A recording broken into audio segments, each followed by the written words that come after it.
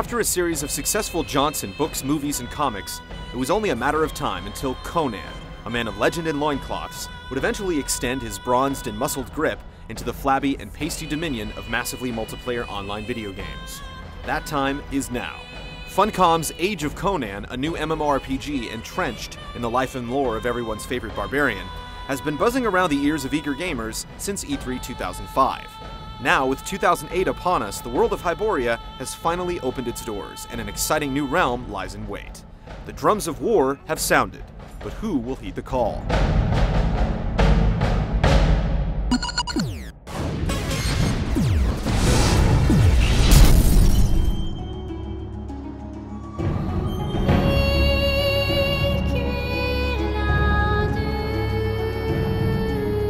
As a denizen from one of 3 Hyborian nations, you'll find a spread of diverse character classes to take up arms with in the game.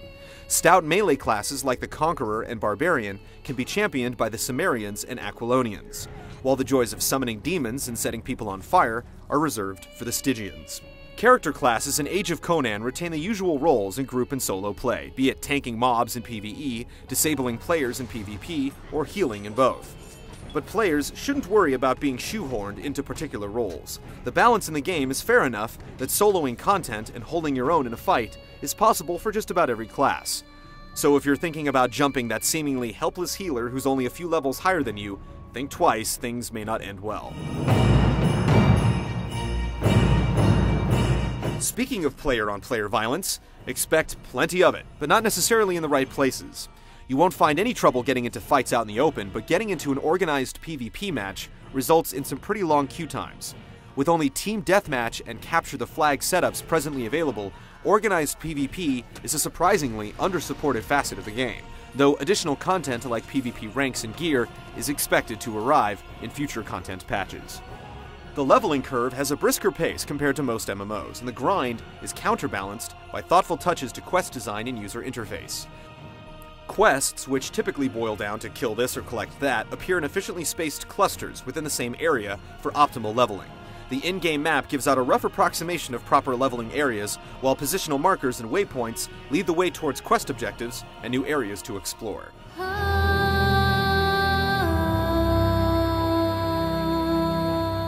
The world itself is vast and well-populated by the creatures and lore of Robert E. Howard's novels. Snarling wolves and lumbering trolls dot the countryside of Conan's homeland, while pagan sorcerers and demonic beasts prowl through the many dungeons and caverns located below. On the long road to level 80, there will be plenty of instances to get your feet wet with in-game raids at the top of the hill. Once you've amassed enough riches, players and guilds can opt to invest in man-made cities with a plethora of NPCs, trade posts, and workshops to make your digital home life easier. In theory, anyway. None of the perks for having pimped out keeps are fully implemented, so players will have to wait a bit longer to reap the rewards of their architectural efforts. Going along with the lack of functioning guild cities is the absence of siege warfare, the expected PvP endgame. You can't do it yet, but eventually guilds situated in the border kingdoms will be free to make war and ransack each other's cities for resources and wealth.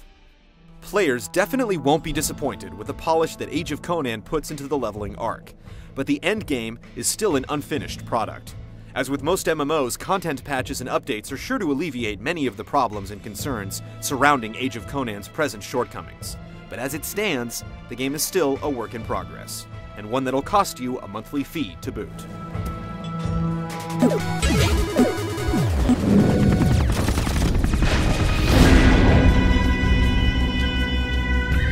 The murky swamps and icy terraces of Hyboria definitely set the stage for a bold new world ready to be explored.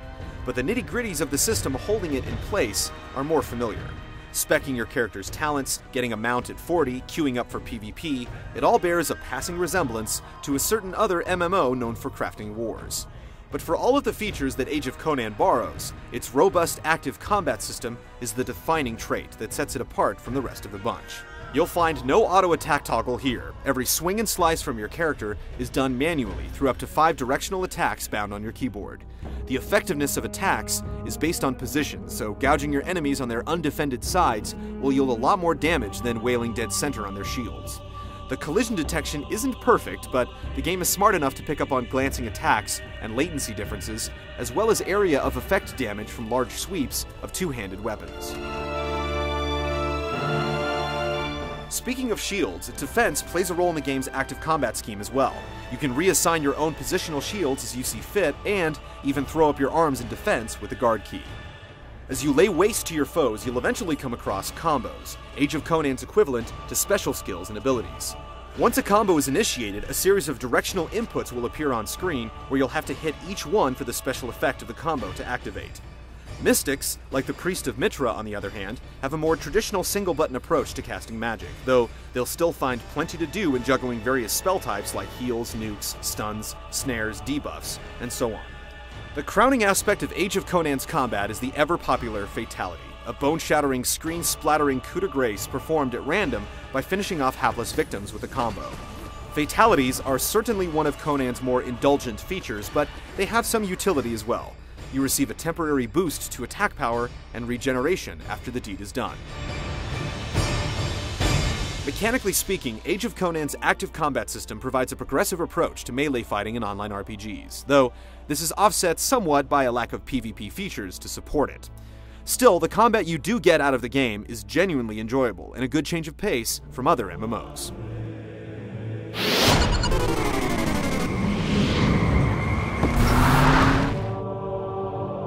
Age of Conan's hefty 30GB install is no joke, but neither are the graphics. You're going to need a reasonably good graphics card and a fistful of RAM to run the game on medium to high settings, but with the right setup, you'll be treated to some pretty impressive visuals. Benefiting from the game's graphical ambitions is the character customization, which makes full use of the polygons it's pushing with sliders that allow players to fully detail your muscular mancake or buxom babe of an avatar to your heart and pants content. The game's expansive environments also enjoy a similar care to detail, with primal jungles, monolithic cityscapes, and frozen wildernesses befitting of the low fantasy aesthetic of the Conan universe. The soundtrack's collection of leitmotifs and themes is always there to punctuate every change in scenery.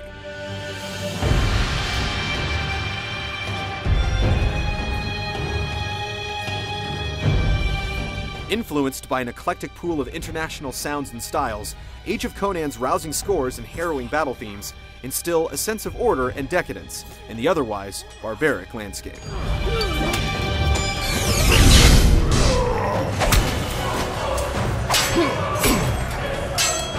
With style, substance, and attitude under its +4 strength leather belt, Age of Conan may have a ways to go before entering an age of refinement. But when that time comes, it'll no doubt find its place as an online world power. Only time will tell whether or not Funcom can chip away the glacial foothold Blizzard has in the MMO market. But you can bet Conan and his motley crew will be hacking and slashing every inch of the way.